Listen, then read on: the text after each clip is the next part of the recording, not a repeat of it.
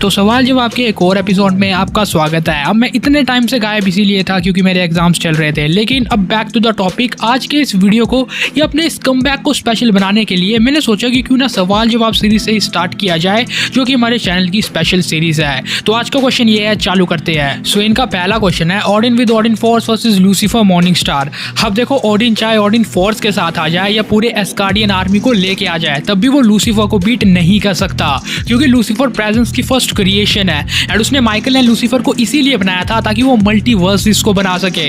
Lucifer literally वो बंदा है जो मल्टीवर्सेस को बना सकता है, जब मर्जी उन्हें डिस्ट्रॉय कर सकता है, यानी अबव मल्टीवर्सल लेवल। लेकिन जहां तक हम ओडिन की बात करते हैं तो वो एक स्काई फादर लेवल बीइंग है एंड ओडिन फोर्स की हेल्प से ज्यादा से ज्यादा एक सोलर सिस्टम लेवल तक पहुंच गया। लेकिन तब भी ओडिन जैसा बीइंग कभी भी लूसीफर मॉर्निंग स्टार को बीट नहीं कर सकता। अब इनका नेक्स्ट क्वेश्चन है, फ्लैश वर्सेस एक्वामैन इन लैंड। अब देखो, जितना चाहे कोशिश कर लो, अर्थ के अंदर एक्वामैन फ्लैश को बीट नहीं कर सकता। सबसे पहले उसके सेंसेस इतने भी सेंसिटिव नहीं है कि वो फ्लैश के स्पीड को डिटेक्ट कर सके, एंड सेकंड बात कि फ्लैश को फास्टेस्ट मैन अलाइव कहा जाता है। फ्लैश लिटरली इतना तेज ट्रेवल करेगा कि एक्वामैन उसे देख भी नहीं सकता। कोई चांस ही नहीं है कि एक्वामैन उसे देख पाए। बहुत से लोग कहेंगे कि ट्राइडेंट ऑफ एटलांटिस की हेल्प से वो जुगाड़ लगा के एक ना एक हिट शायद फ्लैश को मार ही देगा, एंड फ्लैश एक ग्लास कैनल कैरेक्टर है तो वो हार जाएगा, बट ऐसा नहीं होने वाला।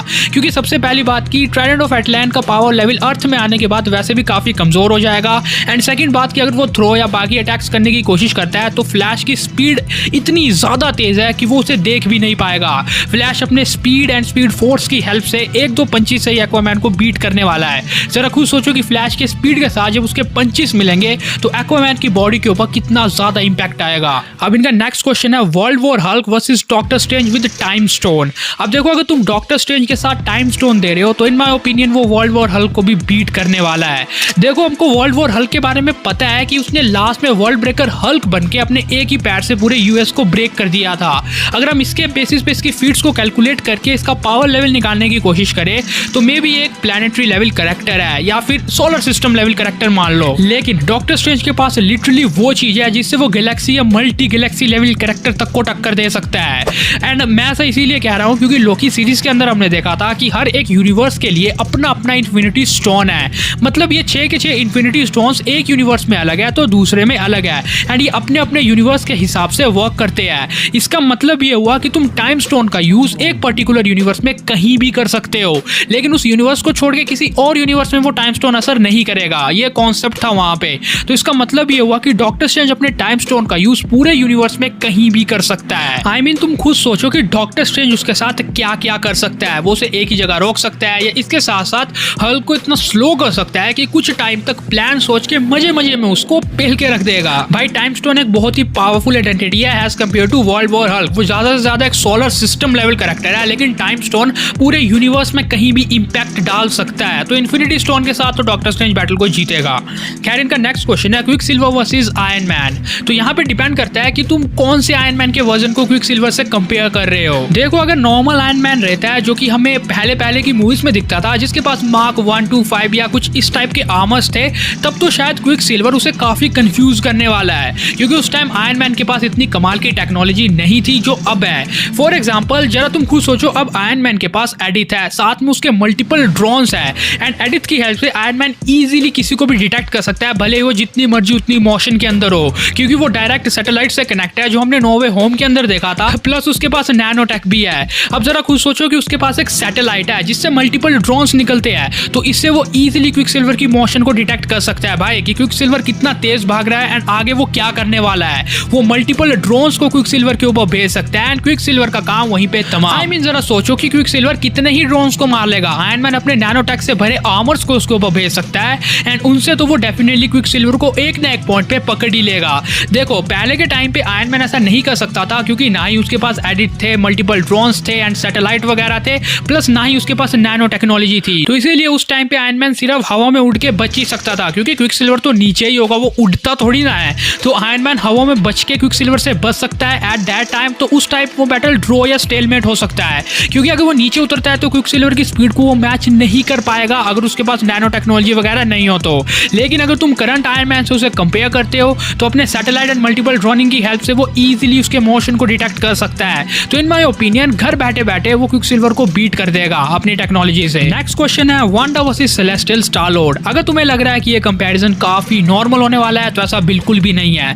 देखो वांडा का कैरेक्टर लेवल क्या है पहले वो जानते हैं, क्योंकि वांडा ने मल्टीवर्स ऑफ मैडनेस में जो धमाके मचाए थे ना, उसके बाद कोई भी ये पता ही नहीं कर पा रहा है कि इसका लेवल क्या है। देखो सबसे पहले हैक्स मैजिक वगैरह तो वांडा के पास टॉप नॉच है, लेकिन मल्टीवर्स ऑफ मैडनेस में वो रियलिटी रैपिंग का भी गोल्ड लेवल पे यूज कर पा रही थी, क्योंकि इसने ब्लैक बोल्ट के माउथ को ही गायब कर दिया एंड रीड की मैगी बना दी। प्लस वांडा ने डॉक्टर स्ट्रेंज की मिरर डायमेंशन को भी ब्रेक कर दिया था, जो बात हमें पता है, एंड मिरर डायमेंशन को ब्रेक करना है काफी बड़ा फेट है। साथ ही वांडा के पास डार्क होल्ड की वो सारी पावर्स है जो उसके hex and reality warping powers को और अपग्रेड करती है। साथ ही वांडा ड्रीम वॉकिंग तक जानती है, जिससे वो अपने किसी और यूनिवर्स के वेरिएंट को एक्सेस कर सकती है।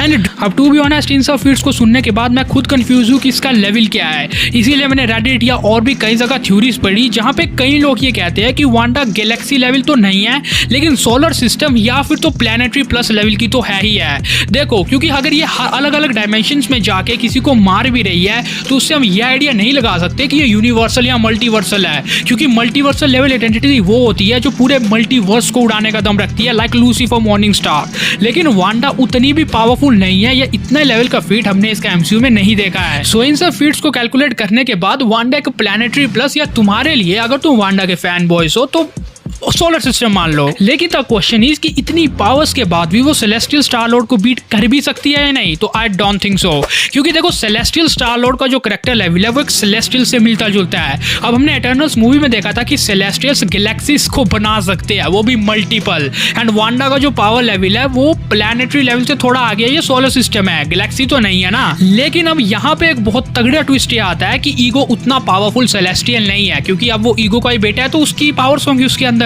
लेकिन हमने guardians of the Galaxy volume 2 के अंदर देखा था कि ईगो इतना भी पावरफुल नहीं है, एंड वो एक जस्ट लिविंग प्लैनेट है। लेकिन अगर आप ये सोच रहे हो कि वो एक प्लैनेट है तो उसके पास प्लैनेटरी लेवल की पावर्स होंगी एंड दैट्स इट, तो आप फिर से गलत हो, क्योंकि भाई इतने सालों से जिंदा ऐसे थोड़ी ना बैठा हुआ है वो। उसने स्टार लॉर्ड को एक्सप्लेन किया था कि वो पूरे यूनिवर्स को अपना बनाना चाहता है एंड पूरे यूनिवर्स में हर जगह होना चाहता है, इसीलिए वो अलग अलग प्लैनेट्स में जाके अपने सीड्स को वहां पे बुनता था ताकि वो सब प्लैनेट्स पे कॉन्कर हासिल कर सके। तो ये बात तो बिल्कुल मत सोचना कि अगर ईगो शुरू से लिविंग प्लैनेट है तो एक प्लैनेटरी लेवल कैरेक्टर है, ऐसा बिल्कुल नहीं है। जिसका सपना पूरा यूनिवर्स लेना हो वो कभी भी प्लैनेटरी लेवल कैरेक्टर तक इतने सालों तक तो नहीं रह सकता। और यही बात प्रूव करती है कि स्टार लॉर्ड ने पावर स्टोन क्यों उठाया था। जरा इमेजिन करके देखो कि मैंने आपको थोड़ी देर पहले क्या बताया कि टाइम स्टोन या कोई भी इन्फिनिटी स्टोन है वो एक यूनिवर्स के हर जगह या किसी भी हिस्से में असर कर सकता है। इसका एक मतलब साफ हुआ कि पावर स्टोन भी इतना कैपेबल है जो पूरे यूनिवर्स में कहीं भी यूज किया जा सकता है, एंड अगर स्टार लॉर्ड उसके टच से सर्वाइव कर सकता है तो तुम देख लो फिर उसका लेवल कहां पे है। और अगर तुम्हें अभी भी समझ नहीं आई तो जरा सोचो, जब थॉर के माथे में थैनोस ने पावर स्टोन रखा था तो उसने जस्ट थोड़ी सी पावर यूज की थी,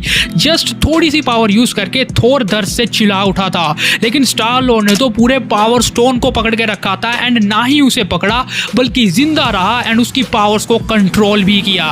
तो जरा इमेजिन करके देखो, थैनोस वो इन्फिनिटी गाउंटलेट के साथ कर रहा था लेकिन स्टार लॉर्ड विदाउट। इसीलिए ये बात है कि ईगो के मरने के बाद स्टार लॉर्ड वापस से वो अजीब सा कैरेक्टर बन गया, लेकिन जब तक ईगो था एंड अगर वो ईगो की पावर्स को यूज कर सकता है एंड सेलेस्टियल स्टार लॉर्ड बन सकता है, तो ना ही सिर्फ ईगो के प्लैनेट के अंदर बल्कि यूनिवर्स के जिस भी प्लैनेट में ईगो ने अपने सीड्स को बोया था वहां पे स्टार लॉर्ड अपनी पावर्स को यूज कर सकता है। तो हाँ, अगर तुम सेलेस्टियल स्टार लॉर्ड को ऐड करना चाहते हो तो तुम्हें ईगो को जिंदा रखना ही पड़ेगा, क्योंकि उसके बिना तो उसकी पावर्स ही नहीं है। तो अगर तुम उसका कंपैरिजन वांडा के साथ करते हो तो वो डेफिनेटली गैलेक्सी लेवल कैरेक्टर तक निकल के आता है, क्योंकि वो मल्टीपल प्लैनेट्स को डिस्ट्रॉय कर सकता है एंड स्टार्स को डिस्ट्रॉय कर सकता है अपनी ट्रू पोटेंशियल से। इन माय पर्सनल ओपिनियन, अगर सेलेस्टियल स्टार लॉर्ड सच में इतना पावरफुल है तो जितनी वांडा अभी तक हमें दिखी है उसको वो बीट कर देगा, क्योंकि अगेन वांडा का पावर स्केल कैलकुलेट करना काफी मुश्किल होता है, क्योंकि ये मल्टीवर्सल यूनिवर्सेस तो डेफिनेटली नहीं है, क्योंकि उस लेवल का कैरेक्टर अगर वांडा होती तो मल्टीवर्स ऑफ मैडनेस इतनी लंबी जाती ही नहीं, एंड ऊपर से इसकी ड्यूरेबिलिटी भी उतनी खास नहीं है। मतलब अमेरिका सैवेज के पंचेस इतने सर्वाइव तो किया लेकिन इसके बावजूद इतनी कमाल की नहीं है। और लास्ट में इतने कहना चाहूंगा कि ईगो एक कॉस्मिक लेवल आइडेंटिटी है भाई, एंड वांडा हमने सुना कि वो कॉस्मोस पे राज करने के लिए बनी है, लेकिन देखा थोड़ी ना है अभी वांडा के ट्रू पोटेंशियल को हमने देखा ही नहीं है। लेकिन तुम सेलेस्टियल स्टार लॉर्ड की बात करते हो जिसके अंदर ईगो का खून है, तो भाई ईगो एक ऐसा सेलेस्टियल है जो कि कॉस्मिक लेवल आइडेंटिटी है, और कॉस्मिक लेवल का मतलब ही ये हुआ कि पूरे यूनिवर्स में अपनी पावर को जहां मर्जी यूज करना। तो हाँ, अगर वो एक celestial plus cosmic level identity है तो वांडा का पावर लेवल जो है ना, एक सोलर सिस्टम लेवल, वो इस पूरे कॉस्मोस के लेवल का तो बिल्कुल नहीं है, ये गैलेक्सी तक भी नहीं है। तो अगर ईगो मल्टीपल प्लैनेट्स में अपनी ब्रांचेस बना सकता है, मल्टीपल प्लैनेट्स की पावर्स होने की वजह से वो एक कॉस्मिक आइडेंटिटी बन सकता है, तो वो वांडा से ज़्यादा पावरफुल है।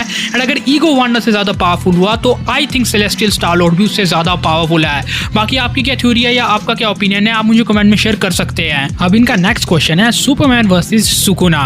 अब जिन लोगों को सुकुना के बारे में नहीं पता है तो मैं तुम लोगों को बता दूं कि सुकुना एक एनीमे कैरेक्टर है फ्रॉम जुजुत्सु काइसन, वैसे पता ही होगा तुम्हें। एंड अगर तुम मेरा एनीमे चैनल फॉलो करते हो, हाँ राइपर एनीमे नाम से, तो इस चैनल का लिंक मैं डिस्क्रिप्शन में दे दूंगा। एंड इस चैनल के थ्रू तुम सुकुना के कई वीडियोस को एक्सेस कर सकते हो जहां पे हमने सुकुना का कंपैरिजन कई कैरेक्टर्स के साथ किया है। तो पहले तुम उन सब वीडियोस को देख के आओ एंड सुकुना का पावर लेवल का अंदाजा लगाओ कि सुकुना कितना पावरफुल है, क्योंकि फीट्स के बेसिस पे पावर लेवल कैलकुलेट की गई है वहां पे, तो चेकआउट कर सकते हो तुम लोग। लेकिन जहां तक बात रही ब्लैक सुपरमैन के साथ इसके कंपैरिजन करने की, तो वो इस वीडियो में तो नहीं हो पाएगा, क्योंकि देखो ये एक एनीमे एंड डीसी का मिक्स्ड कंटेंट होगा जिसमें बहुत ज़्यादा टाइम भी लग सकता है। जैसे अभी ये वीडियो 10-11 मिनट का हो गया होगा, लेकिन इससे 20-22 मिनट का हो जाएगा। तो इतना लंबा वीडियो नहीं चाहते हम, क्योंकि दोनों कैरेक्टर्स को कंपेयर टू टू करना पड़ेगा, क्योंकि एक एनीमे से है एंड दूसरा एक ऐसा कैरेक्टर है जिसे हम ऑलरेडी जानते हैं। आपने सवाल जवाब सीरीज में एक चीज़ नोटिस की होगी कि मैं कैरेक्टर के ओरिजिन या बाकी चीज़ों के ऊपर जरा भी फोकस नहीं करता हूँ, क्योंकि मुझे पता है कि जो इस चैनल की ऑडियंस है वो मार्वल, डीसी या सुपर हीरो से रिलेटेड है, तो उनको ऑलरेडी उनके बारे में ऑलरेडी पता होगा। लेकिन जब हम सुकुना को यहाँ पे ऐड कर देते हैं तो फिर सुकुना की थोड़ी बहुत हिस्ट्री, उसके पावर लेवल एंड सब कुछ एकदम डिटेल पे कंपेयर करना पड़ेगा, ताकि उन फीट्स के बारे में आपको पता चल सके एंड फिर सुपरमैन के फीट से उन्हें कंपेयर करना पड़ेगा। तो इसके लिए तो एक अलग से डेडिकेटेड वीडियो लग सकता है 8-10 मिनट का। तो अगर वो चाहिए तो कमेंट कर देना, जहाँ पे एनीमे कैरेक्टर्स को भी अपने मार्वल एंड डीसी के कैरेक्टर्स के साथ कंपेयर करना चालू कर देंगे। चाहिए तो बता दो कमेंट्स में, लेकिन फिलहाल तो सॉरी, क्योंकि इस वीडियो के अंदर नहीं हो सकता। और बाकी आपका ओपिनियन तो डिफरेंट हो ही सकता है, तो वो आप हमें कमेंट में बता सकते हैं। लेकिन सवाल जवाब का आज का एपिसोड यहीं पे खत्म होता है।